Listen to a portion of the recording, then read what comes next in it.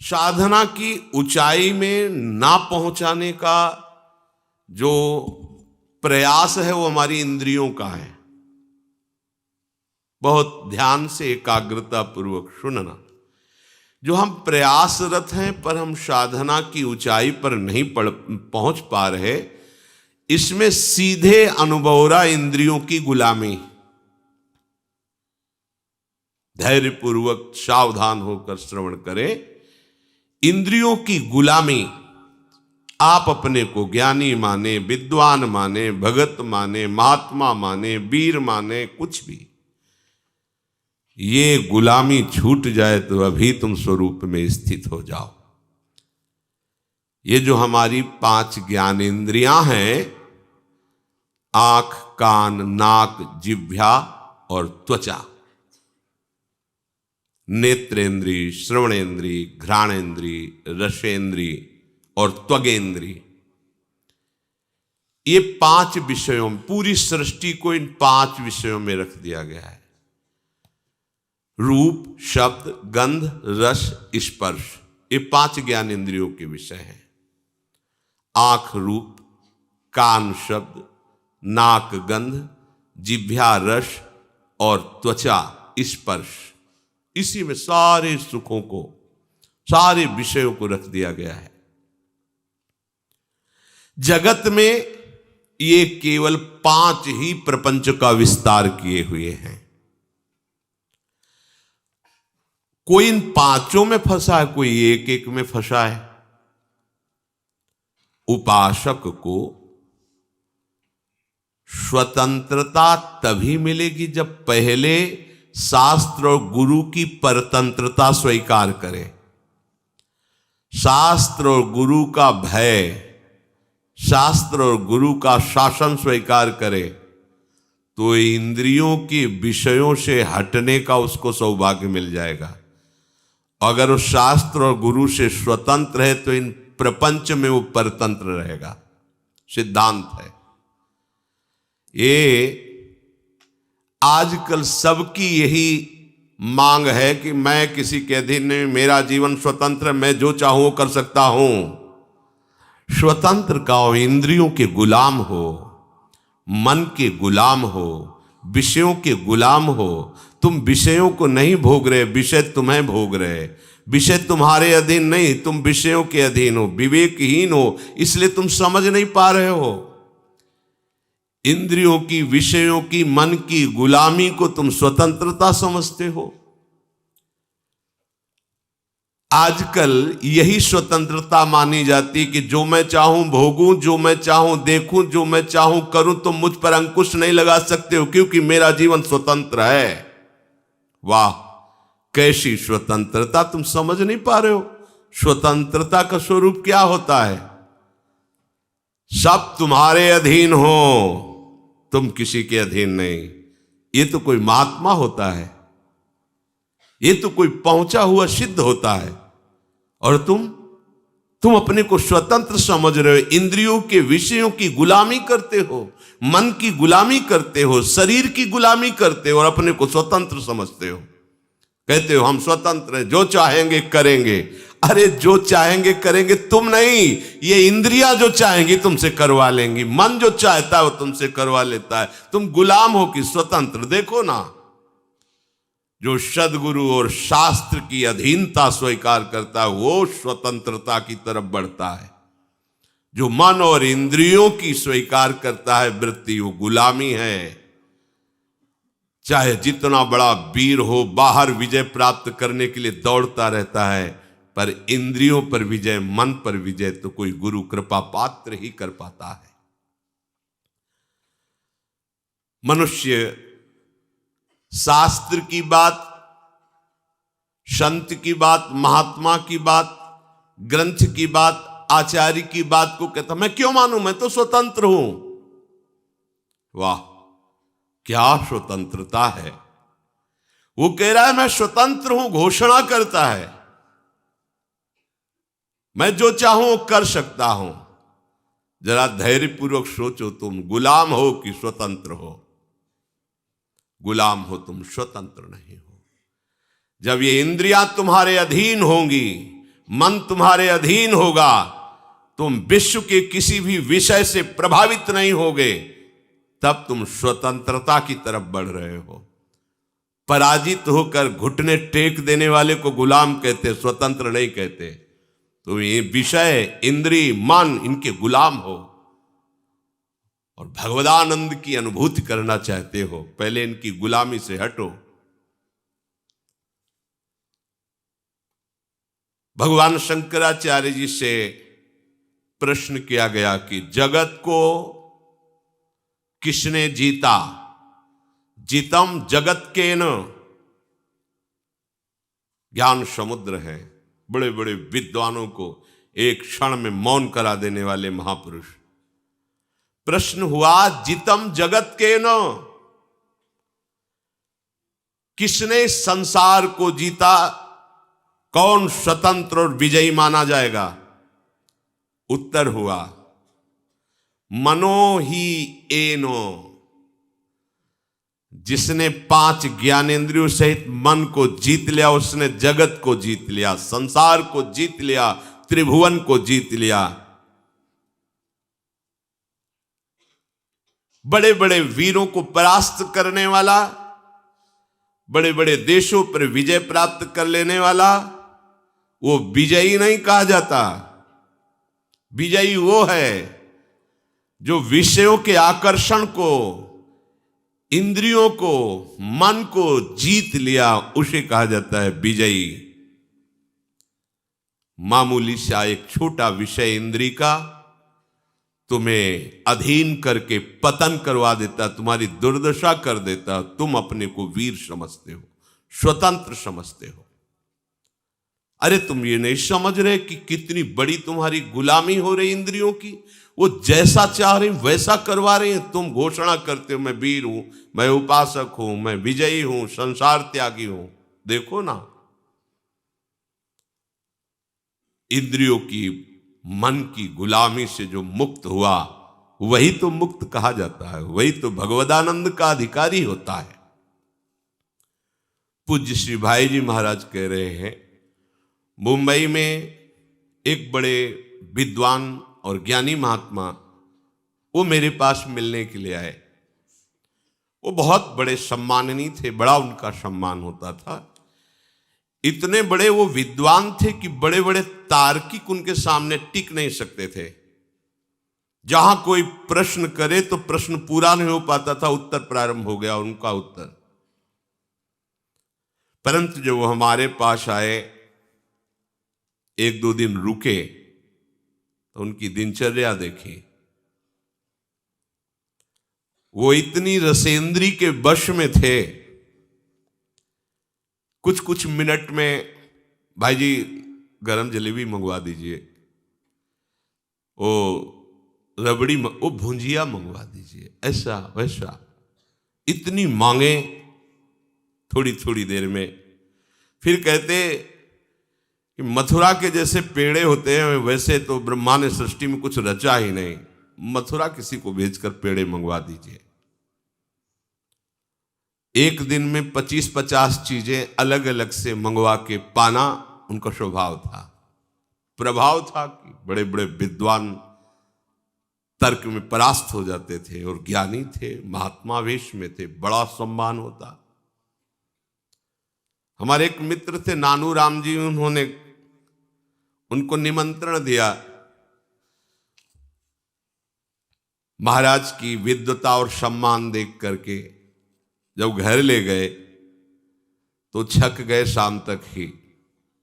महाराज ऐसी ऐसी मांगे, ऐसी, भाई जी से कहा कि अब इनको कभी निमंत्रण नहीं देंगे, इतनी मांगे थोड़ी थोड़ी देर में, ये वो ऐसा। फिर मैं एक दिन उन महात्मा जी से पूछा कि महाराज आपका ज्ञान, आपकी विद्वता, आपका प्रभाव, फिर ये कलंक कैसा? एकांत में थे, अपना बड़ा हितैषी जान करके उन्होंने कहा कि यद्यपि इन विषयों का आत्मा से कोई संबंध नहीं है, इसमें मेरी कोई हानि नहीं है, क्योंकि मैं निरपेक्ष रहता हूं। पर वास्तविक आपसे छुपाव की बात नहीं, मैं रसेंद्री को जीत नहीं पाया हूं। ये बार बार मुझे परास्त करती, मुझे ग्लानि भी होती है, पर मैं क्या करूं, इसको जीत नहीं पा रहा हूं रसेंद्री को। ये नया नया चाट बन गया है, ये लाओ वो लाओ, मैं दुखी भी हूं पर इसको जीत नहीं पा रहा हूं। देखिए देखिए भाई जी कह रहे, देखिए देखिए, इतना बड़ा ज्ञानी, इतना बड़ा सम्माननीय एक इंद्रिय की गुलामी नहीं छोड़ पा रहा है। इसलिए उपासकों से हम कहते हैं कि महात्मा बनना सरल है, विद्वान बनना सरल है, लेकिन स्वतंत्र होना बहुत कठिन है। एक छोटा सा विषय घुटने टिकवा देता है, छोटा सा विषय। इतना बड़ा ज्ञानी महात्मा परास्त होकर, दुखी होकर कहता है मैं रसेंद्री की चाट नहीं छोड़ पा रहा हूं। ये बार बार उपासक जब इंद्रियों के परवश हो जाता है तो मामूली सी वस्तु में क्या क्या उसकी दशा होती है, मामूली सी बात में क्या क्या उसकी दशा होती है। गोस्वामी तुलसीदास जी ने देखा इन इंद्रियों की लोलुपता को। ओह, इन इंद्रियों ने मुझे मजाक बना दिया, हंसी उड़ाई, अपने वश में कर लिया। अब नहीं, अब नहीं, अब मैं प्रभु का हो गया हूं। इंद्रियों, अब तुम हमें अपना गुलाम नहीं बना सकती, अब तुम हमारी हंसी नहीं उड़ा सकती। उन्होंने कहा अब लो नशानी, अब ना नशई हो, राम कृपा भव निशा सिरानी, जागे फिरी न डसे हो, अब लो नशानी, अब न नसई हो, पर बस जानी हंस्यो इन इंद्रिन। अब तो मैं प्रभु का हो गया हूं, निज बस हुए न हंसई हो, अब लो नशानी, अब ना नसई हो। जब तक प्रभु का बल, प्रभु की महिमा, प्रभु का नाम हमने पूर्ण रूप से स्वीकार नहीं किया था, तब तक इंद्रियों ने हमारी बड़ी हंसी उड़ा दी। मैं जी नहीं सकता था विषय के बिना। आज भगवान की कृपा से मैं जाग गया हूं, अब नहीं सोऊंगा, अब इंद्रियों की गुलामी नहीं करूंगा। जब तक मैं प्रभु को पूर्ण समर्पित नहीं था, तब तक इंद्रियों ने मुझे गुलाम बना लिया। ये प्रतिदिन मुझे नाच नचाती रही, जैसा चाहती रही। संसार हंसता रहा। आज नहीं, अब नहीं। उपासक इस बात को समझे, प्रभु का बल लेकर, प्रभु के आश्रित होकर इंद्रियों की परवशता को मिटा दे। देखो, यही उपासना है। थोड़े से स्वाद के लिए, थोड़े से सुख के लिए, थोड़ी सी सुंदरता के लिए, थोड़े से शब्द सुनने के लिए, स्पर्श करने के लिए सच्चिदानंद सुख का बलिदान कर रहे हो। यह अवसर सच्चिदानंद सुख के लिए मिला है, क्या कर रहे हो? मणिगण पुंज ब्रजपति छाणत, हित हरिवंश कर गही कंचु। इंद्र नील मणि मनोहर श्याम सुंदर को छोड़कर कांच ग्रहण कर रहे हो। सावधान। कैसे सावधान? कूर्मोंगानीव सर्वशः। जैसे जरा सा भय आने पर कछुआ अपने अंगों को कवच के अंदर समेट लेता है, ऐसे ही तुम सारी इंद्रियों को प्रभु में समर्पित करो। कछुआ जहां थोड़ी सी खटक हुई, तत्काल उस अपने अंगों को सुरक्षित रखने के लिए कवच के अंदर कर लेता है। इंद्रियों को विषयों से समेट लो, आप सुरक्षित हो जाओगे, आपका भजन सुरक्षित हो जाएगा। परांच खानी, ये इंद्रियों का स्वभाव है, ये बाहरी भागती हैं। ब्रह्मा जी ने रचना की है बहिर्मुख इनकी। ब्रह्मा ने इनका स्वभाव बनाया है बाहरी विषयों पर जाना, और जो इस स्वभाव को रोक दे वही भाव को प्राप्त होता है। भावोत्सवेन भजताम रस काम धेनुम, पर कठिन है इनको रोकना। क्रम है, सीधे इंद्रियों को वश में नहीं कर सकते। यदि मन बुद्धि के वश में हो जाए तो फिर मन इंद्रियों को वश में कर सकता है। बुद्धि तुम्हारे वश में होनी चाहिए, बुद्धि तुम्हारे वश में, बुद्धि के वश में मन, और मन के वश में इंद्रियां, अब सब ठीक हो जाएगा। सरलता से इंद्रियों को रोका जा सकता है यदि ऐसा क्रम हो। इंद्रियों को हमें जहां लगाना है वहीं लगेंगी, पर उसके पहले मन को ठीक करना है। मन को ठीक करने के लिए पहले बुद्धि को ठीक करना है। बुद्धि को ठीक करने के लिए पहले हमें ठीक होना पड़ेगा। हमें स्वयं ठीक होना। मैं प्रभु का हूं, प्रियालाल का हूं, कोई संसारी नहीं हूं। कल जैसे एक प्रश्नकर्ता प्रश्न कर रहा था कि आप बड़े बड़े महात्माओं की बातें बताते हो तो भगवान के स्वरूप हैं, वो भगवान के नित्य जन है, हम कहाँ? ये घाटे की बात है। हम सब उसी बड़े के हैं। समुद्र की कौन सी लहर महिमा युक्त है और कौन सी छोटी है, बताइए आप? उसी आनंद समुद्र के हम सब अंश हैं, बराबर अंश हैं, बराबर। जो भगवान शंकर की आत्मा है वही तुम्हारी आत्मा है, वही एक चींटी की आत्मा है। आत्मा में कोई परिवर्तन, छोटाई बड़ाई घटाई नहीं है। ये मूढ़ता की बात छोड़ो, ये समझो कि वो बड़े कैसे हुए हैं। बड़े का संपूर्णतः आश्रय ले लिया, सबसे बड़े प्रभु हैं, और उन्होंने प्रभु के नाम का आश्रय ले लिया, रूप का आश्रय ले लिया, जगत का आश्रय छोड़ दिया, तो वो बहुत बड़े हो गए। तुम छोटे क्यों हो रहे हो? क्योंकि तुमने छोटे का आश्रय ले लिया। ये जगत के नाम रूप, जगत के विषय भोग, अनुकूलता प्रतिकूलता, है सब छोटी बात है। इसीलिए तुम इतने हे भाव से युक्त हो गए हो। हम कहां? नहीं, तुम उसी तत्व से स्थित हो, तुम उसी से बने हुए हो, तुम और कोई नहीं हो।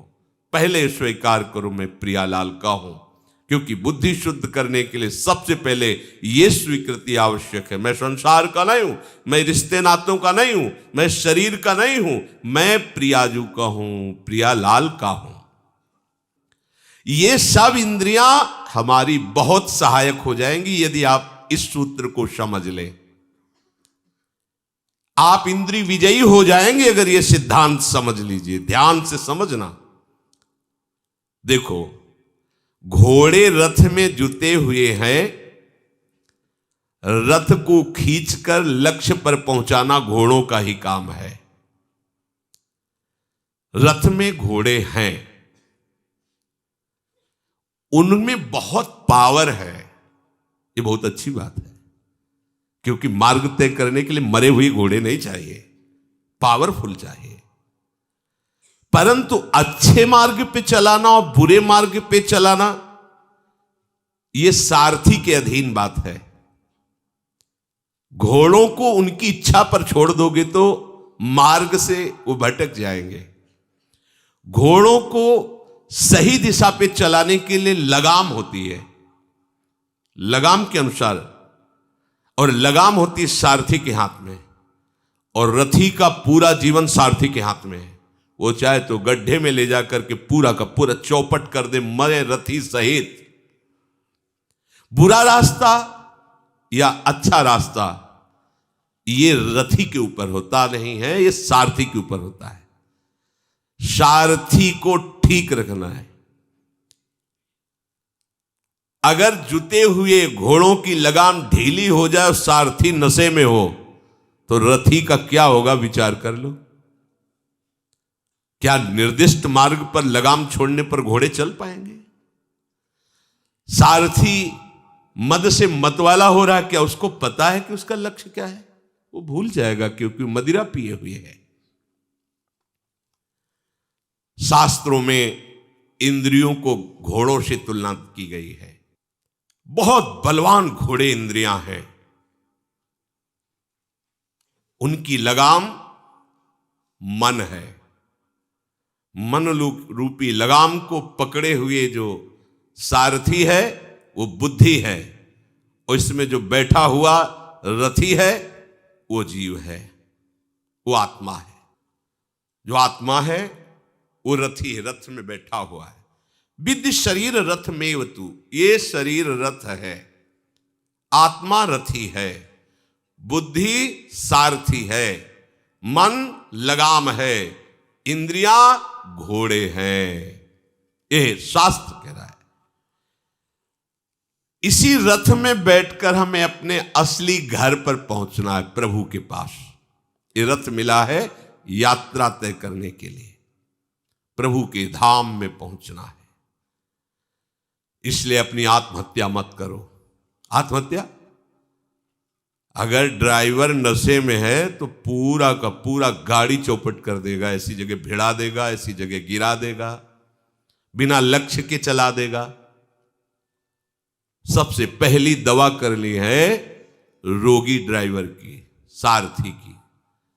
ये विषय रोग से ग्रसित बुद्धि, जिसने निश्चय किया है कि भोगों में सुख है, नशेबाज ड्राइवर है, और बहुत जोर की मदिरा चढ़ी, उससे तुमने पूरी की पूरी रथ और अपना जीवन समर्पित कर दिया, तो अब नष्ट ही होने के सिवा कोई मार्ग नहीं। विषयी बुद्धि कहां गिराएगी जाके, देख लो कैसी दुर्गति हो जाती है, नष्ट कर देती बुद्धि। क्या बताए, मेरी बुद्धि भ्रष्ट हो गई थी, मैंने ऐसा क्यों किया।